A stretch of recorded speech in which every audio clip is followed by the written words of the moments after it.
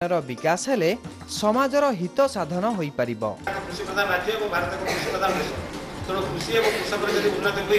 तार निश्चित भाव देश और जातिर उन्नति हो। तेणु से जो कृषक उन्नति modern technology modern method of agriculture विभिन्न आसीला बहुत डेवलपमेंट है।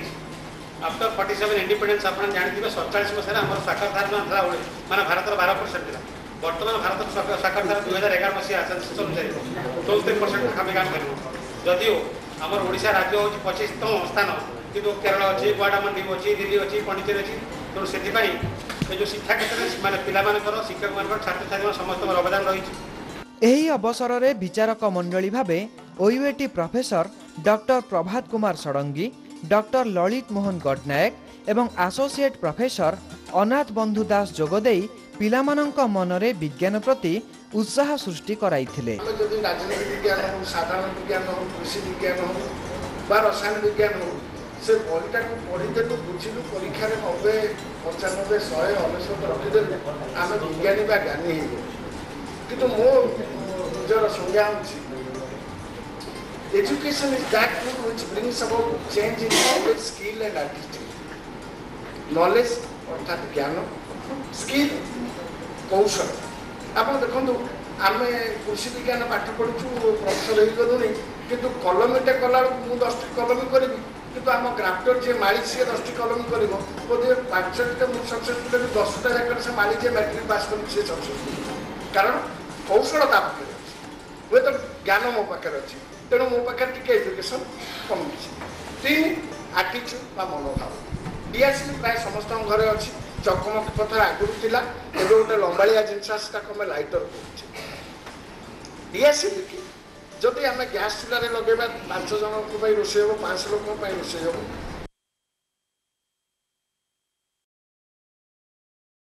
पिला माने सेमिनार देइथिले।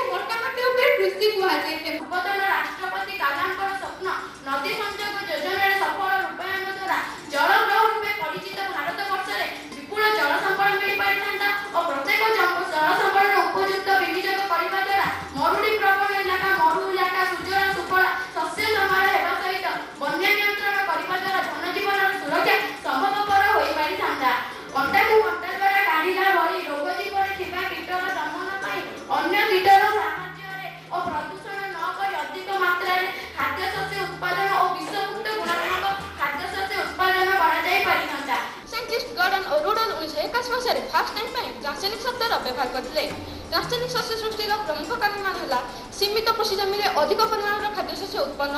रासायनिक कीटनाशक प्रयोग फल केतक उपकारी अणुजीव मान क्षयक्षति नियंत्रण एग्रस्त उद्भिद विभिन्न परिवेश में खाप खाई चल